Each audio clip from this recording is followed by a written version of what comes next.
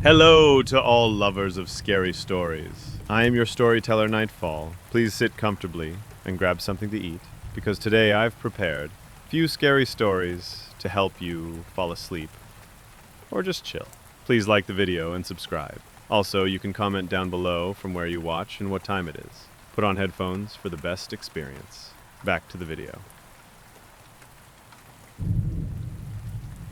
When Hannah discovered she'd inherited Hawthorne House, she felt the same thrill she'd had as a kid when winning the neighborhood scavenger hunts. Except this was real, and it came with remnants of mystery. The letter arrived one rainy spring morning. Her grandmother's handwritten words were elegant, cautious. No mention of why the house was left to her, but the implication was clear. It was hers now. She arrived at Hawthorne on the first evening of June. The house crouched on a hill overlooking the town, a sprawling Victorian with faded trim, shuttered windows, and creeping ivy. Inside smelled of must and memories. Dust motes danced in the ceiling light. Hannah ran her hand along the banister and felt a tingle. Not cold, but a wakeful murmur, like the house chimed in response. Key in hand, she turned to the foyer mirror and met her own reflection. But not quite. Her eyes looked tired, the corners of her lips pulled downward. She felt a subtle shift, like something in the silence was listening to her heartbeat. That first night, the house announced itself.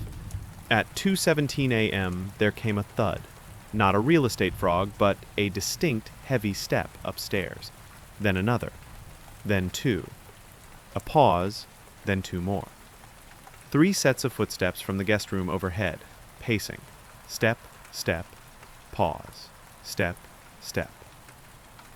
Hannah froze under her blankets, fighting every instinct to flee. Her heart pounded in the thick dark.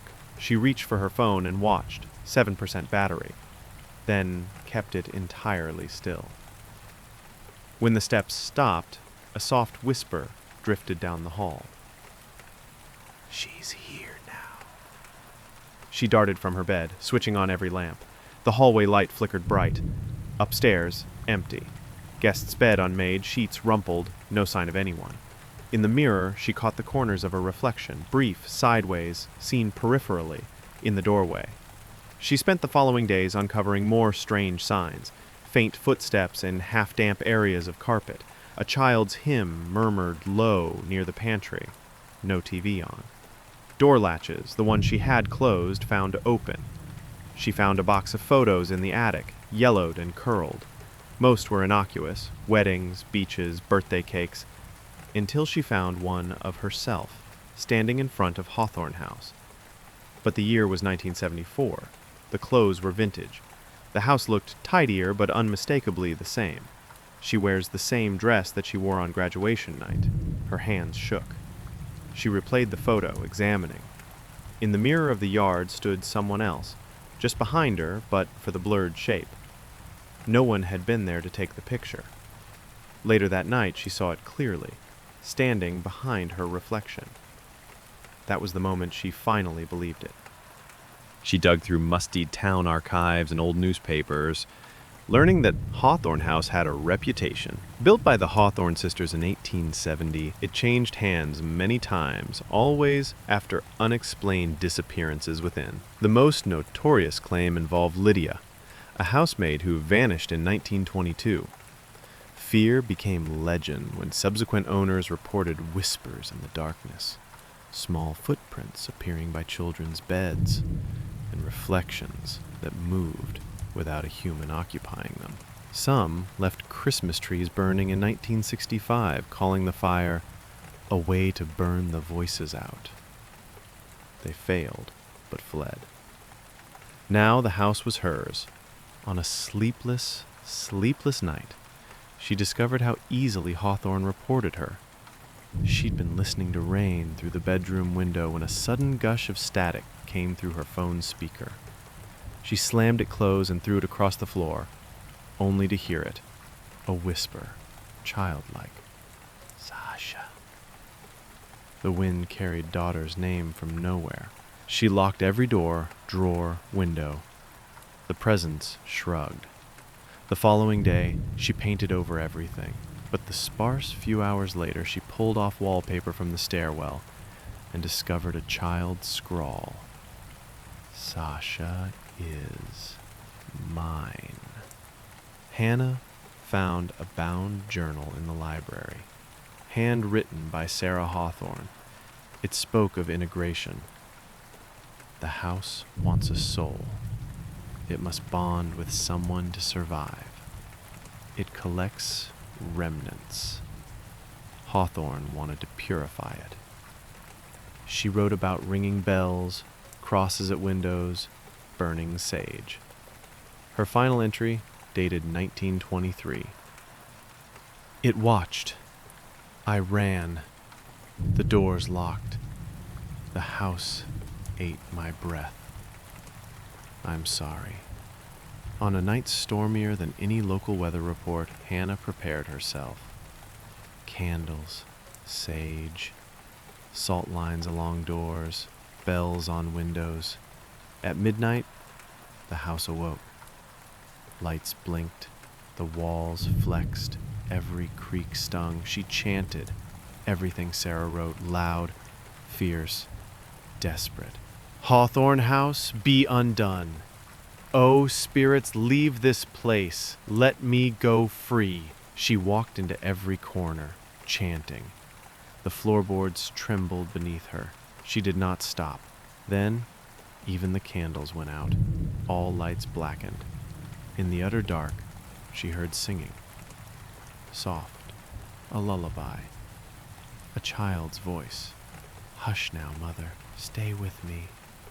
Her candles relit. Bedroom lights flickered. Upstairs, the guest room door swung open. There, in bed, laying like a child, was her, with the same dress, pale, eyes blank. Her mouth moved, non-human but earnest. We tried to keep her. Her voice was not her voice, yet it was. She stepped forward, the house whimpering behind. She chose this home, it said. We choose her to stay. She touched Hannah's cheek. At first, she didn't want to. Then she learned. No one leaves now. Hannah collapsed backward. 6 this morning, the phone buzzed in her coat pocket. Her sister's face appeared as video. Hannah, it's 3 p.m. What's wrong? She stared, uncomprehending. Let me go free. What? The house. It's... Take me. The connection died. She dropped the phone. There on the floor near her was the mirror frame, new, with an empty space. Her form. She'd been standing there when the screen blinked. Sunlight poured in. She looked to the guest room, empty. She looked behind, empty hallways. Her car keys jingled. She drove off alone. 3 months later, Hawthorne House still sits on Graven Hill, a for sale sign planted, a neat gain on the real estate listing. Hannah rents a small city apartment. She sleeps with bells again. She never leaves mirrors uncovered. She hears it sometimes, in streams, cupboards, backyard rain. Sasha, or stay. When she swallows, she tastes ash. At times, the reflection gives back a small shape behind, eyes like candles. They say it is still learning. She never left.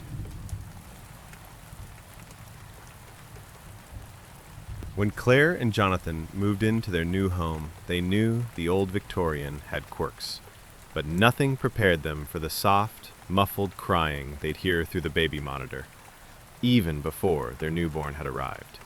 At first, they chalked it up to interference, but one night, while reviewing the monitor footage, Claire saw something. A small figure standing in the corner of the nursery.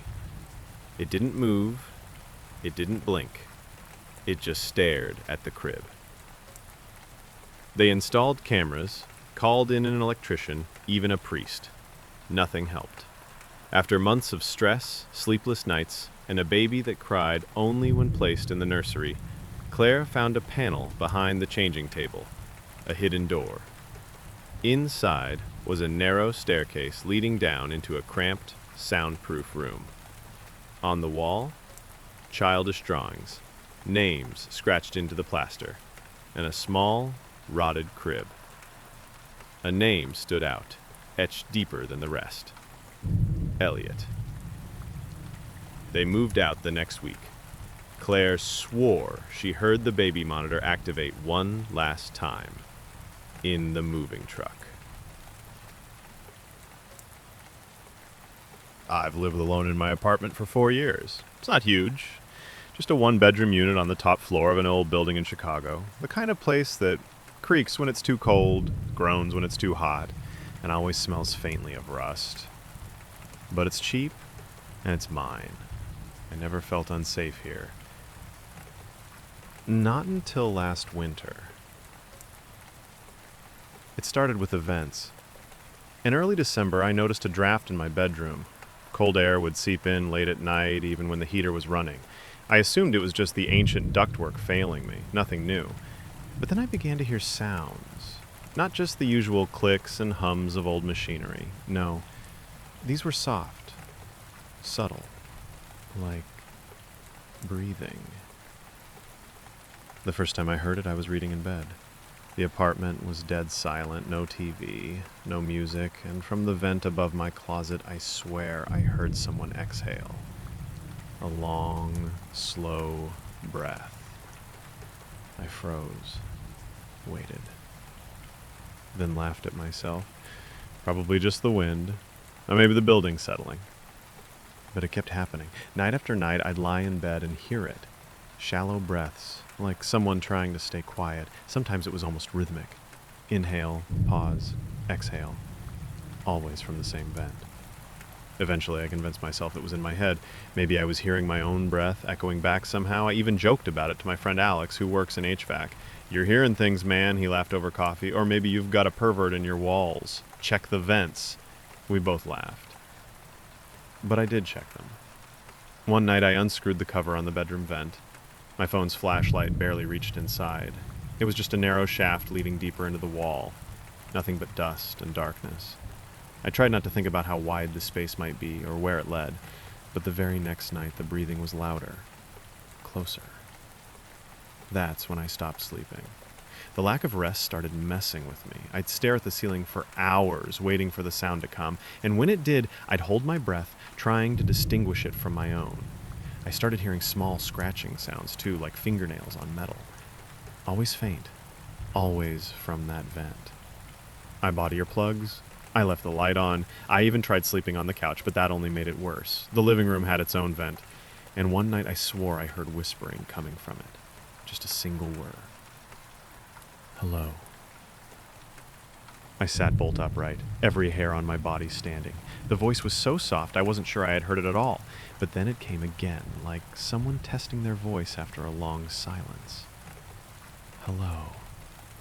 I grabbed my phone, heart pounding, and called Alex. I didn't even care that it was 3 a.m. "You need to come over," I whispered. "Please, I think someone's in the walls." Alex came the next afternoon, toolbox in hand. He tried to play it cool, but when I described what I'd heard, his expression shifted. "These buildings sometimes have crawl spaces behind the ductwork," he said. "Maintenance shafts and stuff. I'll take a look." We started in the bedroom. He pulled off the vent cover, peered in, then cursed under his breath. "What?" I asked. "There's a gap," he said, pulling out his flashlight. "Pretty wide. You'd never notice unless you looked for it." He climbed on a chair and shoved his arm deep inside. When he pulled it back, his sleeve was covered in dust. And something else. A tiny scrap of fabric. Dark, frayed. Looked like the corner of a hoodie. My mouth went dry. "There's no way that's from the original building materials," Alex muttered. "This is recent." We moved to the living room. Same thing. A space behind the vent, big enough for someone to crawl through. In the kitchen, same. The bathroom, same. It felt like the entire apartment had a hidden corridor behind the walls, like someone had created a path through the building, a tunnel system. I wanted to throw up. Alex didn't want to call the police. "We don't have real proof," he said. "Let me rig something up first. Maybe we catch him." That night, he installed a small motion sensor camera in the bedroom vent. It was wireless, synced to an app on my phone. If anything moved inside, it would record. I didn't sleep. I lay in bed, eyes fixed on the vent. At 2:11 a.m., the alert went off. My hands trembled as I unlocked my phone and opened the feed. For a second, the camera just showed dust swirling in the dark. Then, movement. A hand. Thin, pale fingers reached slowly into view. They hovered near the edge of the vent, almost as if testing it. The fingernails were long, dirty. Then the hand withdrew, and something worse replaced it. A face. Not a full face, just part of it. One eye. Wide. Staring directly into the camera. The skin around it was filthy, streaked with grime. The eye blinked once, then vanished. The feed cut out. I couldn't scream. I couldn't move. I just lay there, phone clutched to my chest, praying it was a nightmare. That I'd fall asleep and wake up to daylight, to sanity. Instead, the breathing came again. Louder. Closer. It wasn't coming from the vent this time. It was under the bed. I leapt up, bolted from the room, and locked myself in the bathroom. I called 911 and didn't unlock the door until I heard the police arrive. They searched the apartment top to bottom. Found nothing.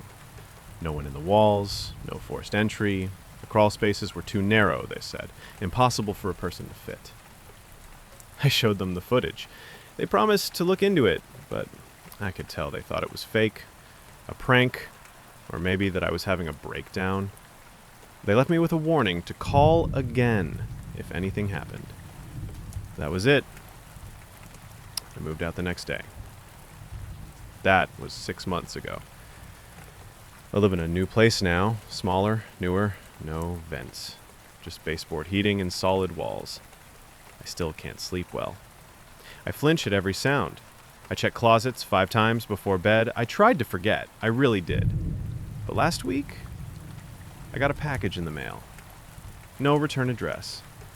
Inside was a flash drive. 1 video file. It was from the vent camera. The same one Alex had installed, except this footage was longer. It showed the man crawling out. You only see glimpses, his shoulder, his back, part of his face. He's impossibly thin, dressed in layers of torn clothing, and he moves like he's done it 100 times before. He crawled out into my bedroom, stood up, watched me sleep for 5 full minutes, then crawled back into the vent. I don't know who sent the footage, I don't know how they got it, but I've started hearing things again.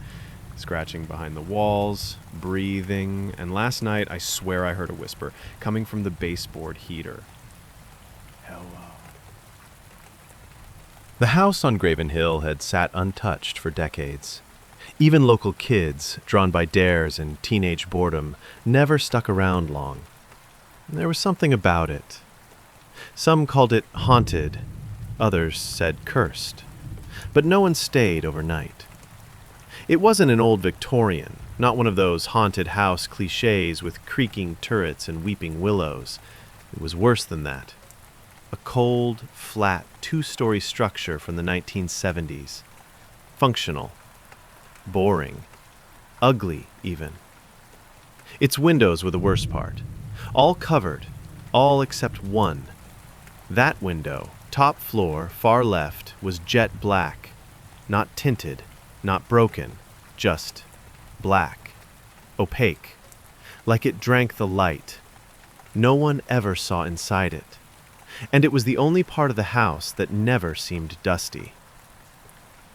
Ellis Crane was a quiet man in his late 30s, a data analyst, neat, obsessive, controlled. He had no wife, no kids, and no desire for either. So when he inherited the Graven Hill house from a second cousin he barely remembered, he saw an opportunity. Fix it, flip it, move on. He moved in the first week of October. It was cheap, silent, just what he wanted. For the first few days, he set up routines. Coffee at 7, emails by 9, cleaning in the afternoons. The place needed work. worn carpets, cracked walls, but it was manageable. Except for the black window. He didn't like it. When he tried to open it, the latch wouldn't budge. When he knocked, it made no sound, no echo. He held a flashlight to it from inside. Nothing. Just a matte void, like staring into an abyss. He called a contractor. The man took one look at the window and said, "That's not glass. At least, not any glass I've seen." Ellis laughed, nervously. The man didn't. "I wouldn't live here," he muttered before leaving. "There's something off about the air." On the 6th night, Ellis heard footsteps upstairs. He froze. He was alone. The house had no tenants, no neighbors nearby. Creak, creak, creak. He climbed the stairs, flashlight in hand. The sound came from behind the black window, from the room it belonged to. But that door, he had locked it, hadn't he? He opened it slowly. It was empty. Just boxes. Dust. A small wooden desk beneath the black window. He stepped in and felt it instantly. Pressure. Like being under water. The air was thick, heavy. It hurt to breathe. Then he noticed the walls. They weren't the same color as the rest of the house. They were slightly darker, as if they absorbed light. He left quickly, locking the door again. That night, he had his first dream. It was of the black window, from inside. Something stood behind it, watching. Ellis stopped cleaning. Stopped eating regularly. He became consumed by the black window. He Googled everything. Windows that won't let light through. Haunted architecture. Oculus obscura. He found nothing that resembled what he had. Then he heard it. Whispers. From the locked room. He would stand outside the door at night, ear pressed against it. The words were unintelligible, garbled like static, but he began to hear patterns. A name. His name. And laughter. Childlike, but wrong. He dreamed again. The black window opened this time, and through it came hands, thin, gray, long-fingered. They grabbed him, pulled him through. He woke up on the floor, bleeding, deep scratch marks along his arm, 3 long lines. His door, still locked. He installed cameras. The next morning, the footage showed static between 2 and 3:06 a.m. Nothing more. But in the last frame, just before it went black, there was a figure standing behind him in the hallway. Face blurred, unmoving. The timestamp? 2:59 a.m. Ellis stopped sleeping. He tried to leave the house, but his car wouldn't start. When he called a cab, no one showed. He even tried walking, but the road seemed longer, as if the hill stretched. Every attempt to escape ended back in his living room. Same couch, same black window above him. On the 10th night, the whispers stopped. He opened the room again. This time the window was cracked. A hairline fracture down the middle like a spider web. He touched it. It was warm. Then he heard something behind him. He turned, slowly, and saw his own face staring back. But it was wrong. Paler, smiling. "I'm almost ready," the thing said. "You've done well, Ellis." The door slammed shut. When he opened it again, the room was empty, but the desk had a new object. A key. To what, he didn't know. Yet. Ellis took the key and waited. That night the window opened. It didn't slide or shatter. It peeled like flesh, revealing not the outdoors but another room, identical to his, mirrored, but decayed. The wallpaper rotted, furniture broken, and standing in it dozens of versions of him, each whispering, "Come in." He stepped through and the window sealed behind him. Weeks later, a new owner bought the house, a woman named Lydia. The house looked fine on the outside, slightly musty, but nothing too strange. The first night she noticed something odd. One window was darker than the rest, and when she stood beneath it, she swore she could hear breathing. Then from upstairs, a voice, familiar. Male. Whispering. Don't open it. But she already had. I live alone. That fact is important. I moved into this apartment 6 months ago. It's nothing fancy. 3rd floor, end of the hall, creaky floors and yellowed walls. But it's quiet. Or at least it was. The first time I heard it, I was lying in bed around 2:30 a.m. The building was dead silent. Then came 3 slow knocks from the other side of my front door. Not pounding, just deliberate. Knock. Knock. Knock. I froze. I live alone. I wasn't expecting anyone. No footsteps in the hallway before or after. No shadow under the door. I waited, heart racing, and after 10 minutes of silence, I chalked it up to a dream or old pipes. The next night, same time, same sound. 3 knocks. I didn't move. I started locking both deadbolts after that. Didn't stop the knocking. Every night, exactly 2:33 a.m. Knock. Knock. Knock. I looked through the peephole once. Nothing. Tried opening the door right after hearing it. Nothing. Then I did something I now regret. I started speaking back. "Who's there?" I whispered one night, leaning against the door, palms flat on the cool wood. Silence until a voice, soft and raspy, barely audible. "Let me in." I backed away. Didn't sleep. The next night, I stayed up with my phone camera recording the hallway through the peephole. Nothing showed up, not on the recording, but I heard it again. "Let me in," I told a coworker. He joked it was just a weird neighbor messing with me. So I decided to test it. At 2:30 a.m. the next night, I sat in a chair facing the door, holding a flashlight and a baseball bat. Right on schedule. Knock. Knock. Knock. I held my breath. The door handle moved. Not a twist, a slow, deliberate rattle, as if someone was trying it carefully. Then a whisper, louder this time.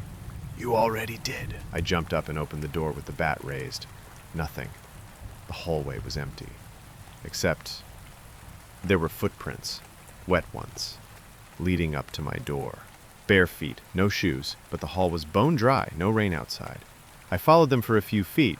They just stopped, vanished. The next day, I installed a camera above my door, one that synced with my phone. That night, the knocks didn't come. Instead, the feed glitched, a frame of static, then nothing. I checked the footage later. At exactly 2:33 a.m., the screen goes dark. Then one single frame appears, a face, pressed right up to the lens, eyes black, mouth open. No one ever knocked. The door never opened. Somehow, in the middle of the night, something stood outside, watching. The final night I stayed there, the knocks changed. They came from inside the apartment, from a closet. I'd locked it. I always lock it, but the door was open an inch, and from the darkness inside came 3 gentle knocks. From my side of the door. Knock. Knock. Knock. I didn't ask who it was. I ran. Never went back. The landlord called weeks later, said I left my lights on, said the neighbors reported knocking. Always at 2:33 a.m. I live across town now. Different place, different locks. Last night, I woke up suddenly. 3 knocks. Not from the front door. From the closet. And this time, it was already open. When Leah moved into her new apartment, the leasing office assured her the unit above was empty. Under renovation, they said. No one there for at least 6 months. So, when she heard footsteps overhead the first night, she assumed someone had broken in. But the noise was strange. Not just walking. It was pacing. Every night. Same rhythm. Sometimes for hours. She complained, but the building manager brushed it off. Could be the pipes, he offered, avoiding eye contact. Then the water started turning black, just in the mornings, just in the bathroom sink. It smelled metallic, old, like rusted iron and something worse. After a week, Leah took matters into her own hands. She went up to the 4th floor. The hallway was dark. The door to apartment 4B, directly above her own, was closed, covered in dust and paint tape. But someone had clearly removed the tape. The door creaked open when she touched it. Inside was pitch black. Her flashlight caught something in the corner, a chair facing the wall, and beside it, scratch marks on the floor. Long, desperate lines as if someone had been dragged. Leah left, heart racing.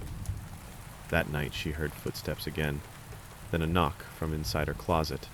When she opened it, nothing was there, but her clothes were rearranged. She set up her phone to record overnight. The next morning, she watched the footage. At 2:13 a.m., her bedroom door slowly opened. A figure stepped inside. Tall, thin, with long limbs and no face. It stood by her bed for 7 minutes before silently walking away. She called the police. They found nothing. No evidence of a break-in. They said the footage was inconclusive. Leah decided to move out. On her last night, the pacing stopped. At exactly 3 a.m., there was a knock at her door. 3 slow knocks. She didn't answer. The next morning, the number 4B was carved into her apartment door. She never looked back. When Mason inherited his grandfather's farm in rural Kansas, he wasn't expecting much. The place was half abandoned, the barn rotting, the cornfields half grown and wild. But it was land, and he was out of options. His plan was simple: clean the house, fix what he could, and flip it. But the first night on the farm, Mason couldn't sleep. It wasn't the creaking wood or howling wind, it was the whispering. Soft, unintelligible murmurs that seemed to rise from the cornfields. He stood on the porch and listened. The voices stopped the second he stepped outside. By the 3rd night, the whispers became clearer. He's not one of us. He doesn't belong. Make him go. He convinced himself it was the wind, maybe wildlife, maybe paranoia. But then he started finding things in the field. First, it was a child's shoe. Then a rusted pocket knife with dried blood. On the 5th night, he found a wooden cross buried in the soil. A makeshift grave. No name, just the date. October 15th, 1963. Mason brought it to the sheriff in town, but the man shrugged. "You city folk get spooked easy," he said, smiling too long. "Best to leave old things where they rest." That night, Mason dreamed of standing in the corn, surrounded by people with no eyes, their mouths open, whispering in a language he didn't know. When he woke, his boots were muddy and his feet were cold. The whispering never stopped. One morning, he found fresh footprints leading from the field to his bedroom window. That night, he boarded it shut. But the next morning, the boards were inside the room, torn off. He decided to leave. When he got to his truck, the engine wouldn't start. The battery was dead, wires chewed through. But there were no animals nearby, just the sound of rustling stalks. Panicking, Mason grabbed a flashlight and made a run for the highway. As he reached the end of the field, something grabbed his ankle and pulled. He kicked, screamed, and clawed until he got free. By sunrise, he had made it to the sheriff's office, clothes torn, face pale. The sheriff just stared. "You saw them, didn't you?" he said. Mason nodded. "You should have left them alone.